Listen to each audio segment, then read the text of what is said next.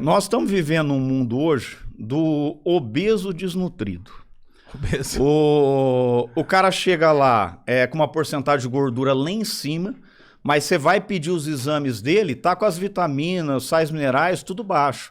Às vezes a alimentação dele não dá capacidade nem dele manter massa muscular, porque come só carboidrato, não come proteína, e a proteína tem os aminoácidos essenciais que se a gente não consumir, nós vamos queimar músculo para produzir. Igual tem complexo B, é uma coisa que assim, tem muita gente que está com complexo B baixo, dieta restritiva tende a fazer complexo B cair mais, e muitas vezes isso é um fator limitante para o próprio emagrecimento. A vitamina B12, por exemplo, o complexo B em geral, ele regula todo o metabolismo dos macronutrientes. Então, se você tiver com complexo B baixo, você não tem capacidade de síntese proteica para formar músculo, você não tem capacidade de queimar gordura adequadamente. Caraca. Vai ter, se o cara entra numa dieta restritiva com complexo B baixo já, ele vai ter queda de cabelo, vai ficar com estria, vai queimar colágeno. Por quê? A vitamina B12, por exemplo, ela participa da síntese do DNA e do RNA.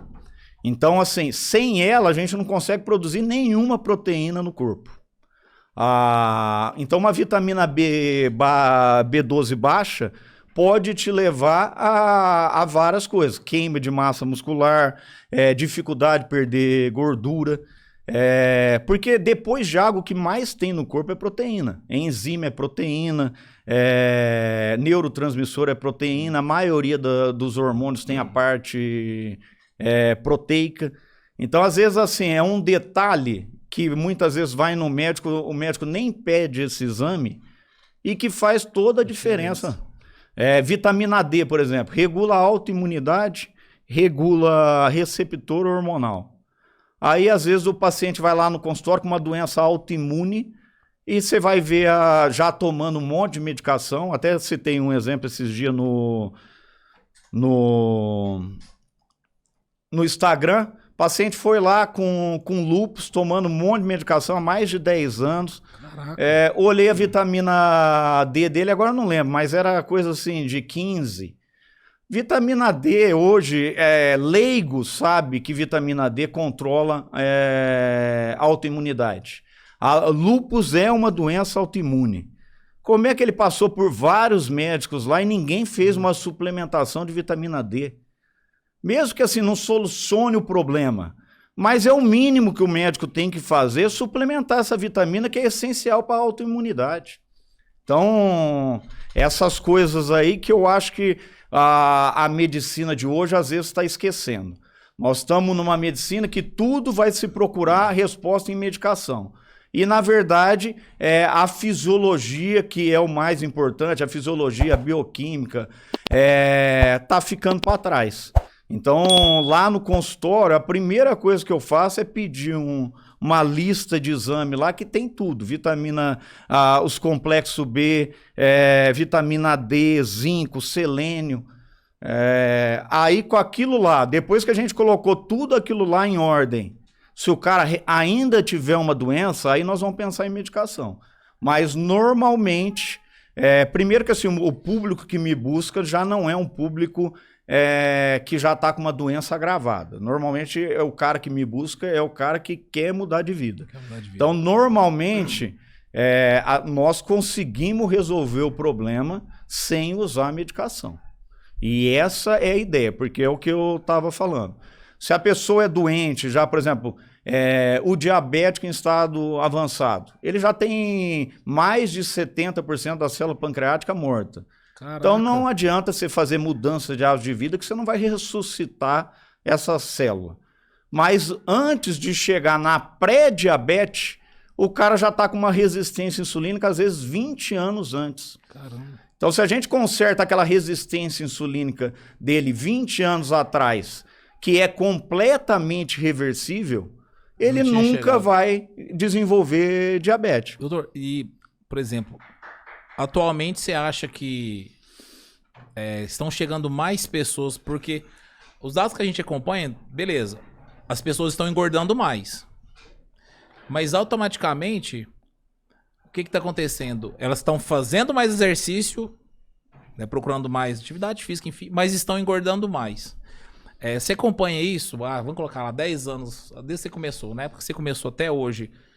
Você teve essa percepção que as pessoas estão mais obesas? Eu acho, assim, aí é minha opinião pessoal, não li muito sobre isso, mas eu acho que, assim, essa onda de atividade física tem vindo nos últimos 10 anos e nós estamos aí pelo menos há uns 60 anos na onda de comer errado. A alimentação é 70% do resultado. Então, às vezes a pessoa não tem nem a noção do que é comer certo. Porque foi criado lá num ambiente que o pai comia errado, a mãe comia errado, a avó comia errado. Então, aquilo ali tudo é normal. Que nem bolacha, refrigerante. Isso aí não é normal, isso aí é veneno. Isso aí você tá levando para dentro de casa um veneno que vai matar teus filhos. Então, e os teus filhos começam a achar aquilo normal porque todo mundo tá comendo. E cresce achando que aquilo é o normal. E o que fez hoje, quase 60% da população ter problema de sobrepeso e obesidade, se chama insulina, que é dada através dos picos de glicose. Esses produtos, até postei uma coisa esses dias no Instagram, mostrando a quantidade de açúcar que tem esses produtos. E é açúcar refinado. A produção de insulina não é de acordo com a caloria do alimento. A produção de insulina é de acordo com a velocidade com que o açúcar é liberado na corrente sanguínea. É o índice glicêmico? É o índice glicêmico. Aí depois a gente volta um pouco nesse índice glicêmico, mas só concluindo, é a velocidade. Então você pega uma colherzinha de açúcar que você colocou no café, se for levar em consideração a caloria de uma colher de açúcar, aquilo é irrelevante ao longo do teu dia. Não vai fazer diferença em termos de caloria. Agora, por que aquilo vai te predispor a engordar?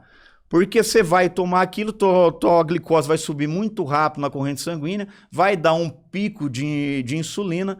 E essa insulina, além de ser altamente inflamatória, que vai levar a uma resistência insulínica aguda, e essa resistência insulínica aguda vai te dar fome, vontade de comer doce, vontade de comer massa, e a insulina é o hormônio que mais engorda. Então, nas próximas 2 horas, além de você ter uma possibilidade maior de errar a dieta, você tem uma predisposição a engordar. E aí o cara vai lá e erra a dieta de novo, dá outro pico de insulina. Ixi. Aí fica o dia inteiro dando pico de insulina. Aí a tendência é ele engordar. Então, da onde que veio esse problema com a obesidade? Veio do distúrbio hormonal, não veio das calorias. Isso é uma briga que eu tenho na internet, que já pegaram até... Porque eu falei uma vez uma frase na internet que é o seguinte: o que manda no teu emagrecimento não é as calorias do alimento, é a tua parte hormonal. E aí um monte de gente veio criticar. Mas a verdade é essa. Por exemplo, você comer um brigadeiro e um ovo, eles têm a mesma caloria. Só que come o ovo o dia inteiro e come o brigadeiro o dia inteiro. Você comer o brigadeiro o dia inteiro, você vai ficar o dia inteiro com a insulina alta e toda a caloria que você entrar no teu organismo vai ser usada provavelmente para formar gordura. Você comeu o ovo é rico em zinco, é proteína, isso aí vai tender a manter testosterona e GH mais alto. Então você tem uma tendência a ganhar peso de uma forma diferente da que você comeu o brigadeiro. Você vai ganhar um pouco de músculo junto com essa gordura que você está ganhando. E emagrecer é diminuir porcentagem de gordura. Não tem nada a ver com perda de peso. Isso é uma briga também que eu brigo muito. Se a pessoa perde 10 quilos de peso desses 10 quilos de peso, 3, 4 quilos foi de proteína, ela piorou o estado dela. É o que muita gente faz, né? É o que a maioria faz. Conheço muita gente que faz isso. Pessoal, eu falei um pouco das medicações, mas eu não sou contra, por exemplo, o Ozempic ou a liraglutida. Eu uso às vezes no consultório. Às vezes o cara tem uma resistência insulínica, nós precisamos inibir o centro da fome para ele conseguir fazer uma dieta restritiva e emagrecer muito em curto período de tempo. Eu uso. Só que não uso sozinho. Eu controlo a parte hormonal dele, eu controlo as vitaminas, eu ponho ele para fazer musculação e não perder massa muscular. Eu controlo o estresse dele, porque o cortisol, que é o hormônio do estresse, é o que mais cataboliza músculo. Eu faço ele dormir direito. Então daí ele perde 10, 15 quilos ali em 40 dias, mas desses 10, 15 quilos, meio quilo às vezes de massa muscular. E muitas das vezes até ganha. Se o cara é muito sedentário, ele começa a malhar, mesmo com dieta restritiva, ele tende a ganhar. É o emagrecimento mesmo, né? Que é a perca de gordura ali.